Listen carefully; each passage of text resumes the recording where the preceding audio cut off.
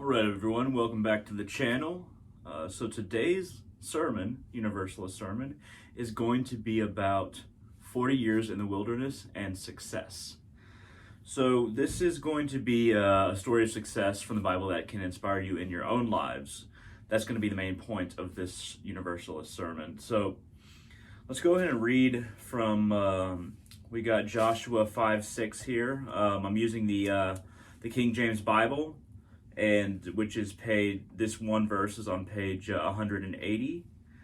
So here we go. For the children of Israel walked 40 years in the wilderness, till all the people that were men of war, which came out of Egypt, were consumed, because they obeyed not the voice of the Lord, unto whom the Lord swore that he would not show them the land, which the Lord swore unto their fathers, that he would give us, a land that floweth with milk and honey. So the immediate reaction to that was like, okay, well, if you keep trying and you keep on trying, it doesn't work. Keep on trying and trying and trying. My interpretation from this, just on the biblical side, is that they had to keep on telling themselves a story for a long time. What do I mean by that? They had to keep telling themselves and explaining to themselves that we are the chosen people of God, that we are not what we were in the past, that we don't do the practices that we performed in the past. In order for a people to really come into themselves, to actually really convert themselves into a new way of being, it takes a long time. It took them 40 years. The children of Israel, it took them 40 years. And when it talks about the wilderness, they weren't walking around for 40 years in my interpretation. I could be wrong. It's not that they were walking around for 40 years as a tribe. It took them that long to become God's chosen people. It took them that long to get to a point where they were at a spiritual state where the milk and honey within were flowing, where their manna was increased. So, what is it about the human mind that can make a reality so? No matter what tradition you're in, or even if you have no spiritual or religious beliefs at all, the power of belief in a reality, using the human mind, can make a reality. It's not just that you choose to persevere more when you tell yourself a story and you believe it. That's true as well. But the interesting thing about the human mind is that it has an effect on reality. Matter and energy, it is actually far more malleable to consciousness than we think. We can make things and do things with consciousness that a lot of the teachings have been lost on this, but are still very much relevant. This is one of those cases. They told themselves a story for long enough that they were the chosen of God, and they went through the transformation, even taking 40 years for their people to become what they had envisioned themselves being. And you can do the same thing. You know, there's a lot of self-help doctrine out there that all you have to do is envision what you want to come about.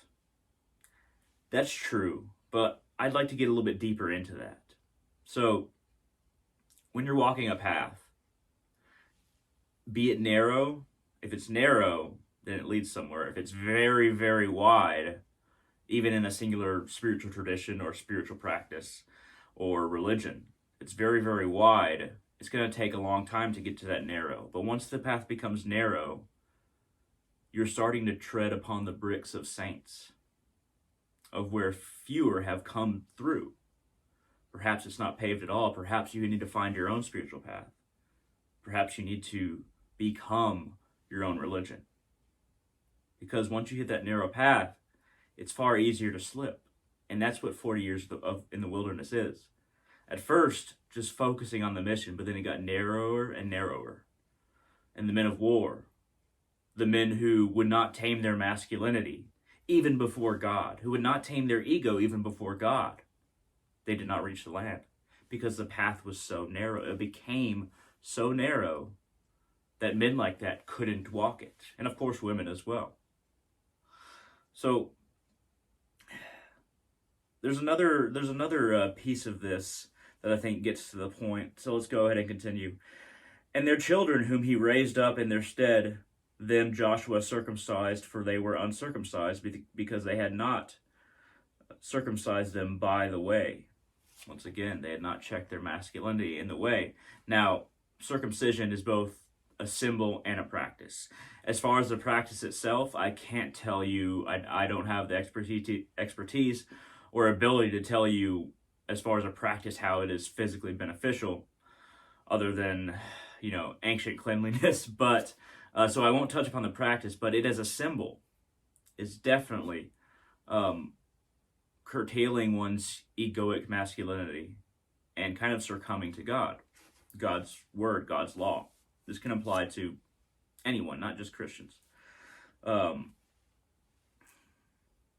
8. And it came to pass that they had done circumcising all the people, and that they abode in their places in the camp till they were whole. Needed some time to have personal reflection. 9. And the Lord said unto Joshua, This day have I rolled away the reproach of Egypt from off you. Wherefore the name of the place is called Gilgal unto this day. So the men of Egypt can be both thought of as the way the Israelites were and their pursuers, which couldn't get to that narrower path. But the idea of the men of war, even among the Israelites, it means that the narrower path is much more difficult, and not everybody's going to get to the land, at least in one lifetime, in that one lifetime, as some of the Israelites get to the land. And so let's go to 11. And they did eat of the old corn of the land on the morrow after the Passover, unleavened cakes, and parched corn in the self same day. And the manna ceased on the morrow after they had eaten of the old corn of the land. Neither had the children of Israel manna any more, but they did eat of the fruit of the land of Canaan that year. So you're sacrificing, what you could eat, because you're coming closer to God. You're coming closer to God by eating pure food, and perhaps it'll sap you, but in the end, you'll eat of richer food. So, what can this tell us about reality and truth? So, human beings in general, we don't see reality as it is. We don't see truth as it is.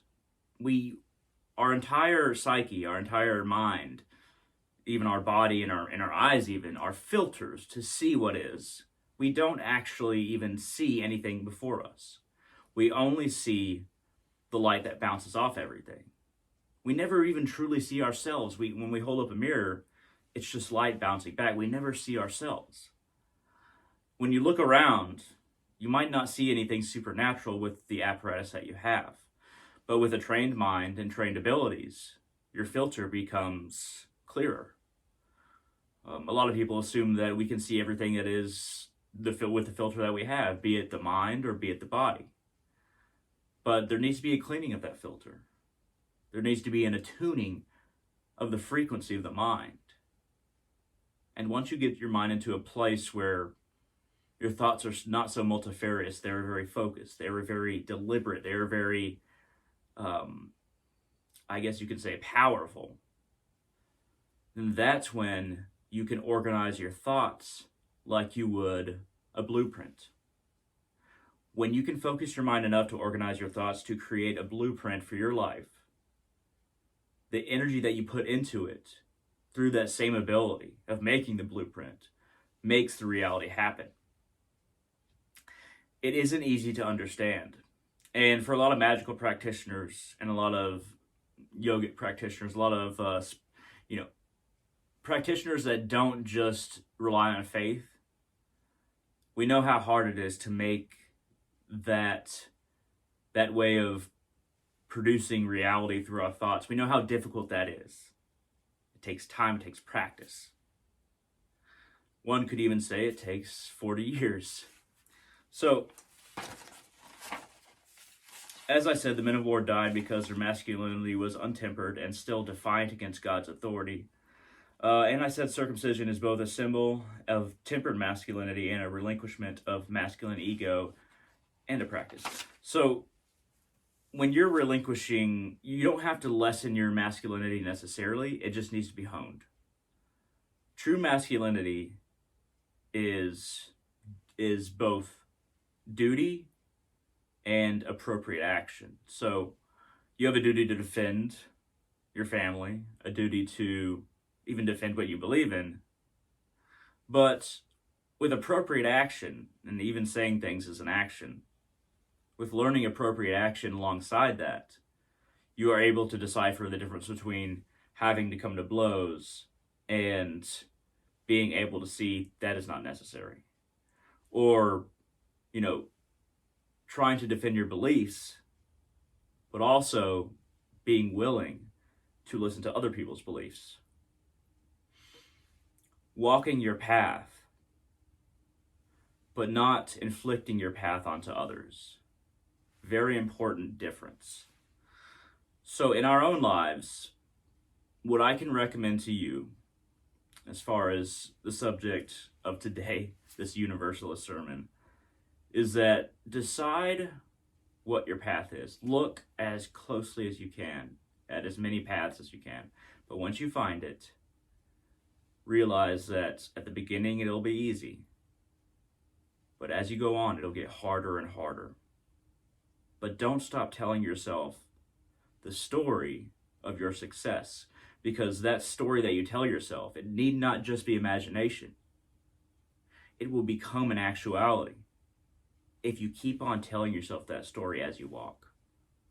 The story, your inner story, what you tell yourself, your self-talk, is a mantra, a prayer that when recited within oneself again and again and again, after a while, your filter becomes clearer. And not only do you see the world for what it is, but you can focus your own thoughts through the same lens. And with that light, the energy of your mind, transform the world around you. Maybe in more literal ways than you can even imagine right now. But it all starts with figuring out your story, what you need to tell yourself based on the knowledge that you have of yourself. And then never stop that mantra, never stop that prayer. At any rate, this has been another Universalist sermon. I hope this was interesting. If you have any questions, comments, concerns, feel free to shoot them down in the comment section below on YouTube, or you can message me at www.facebook.com/hunter.salazar, HUNTER.SALAZAR.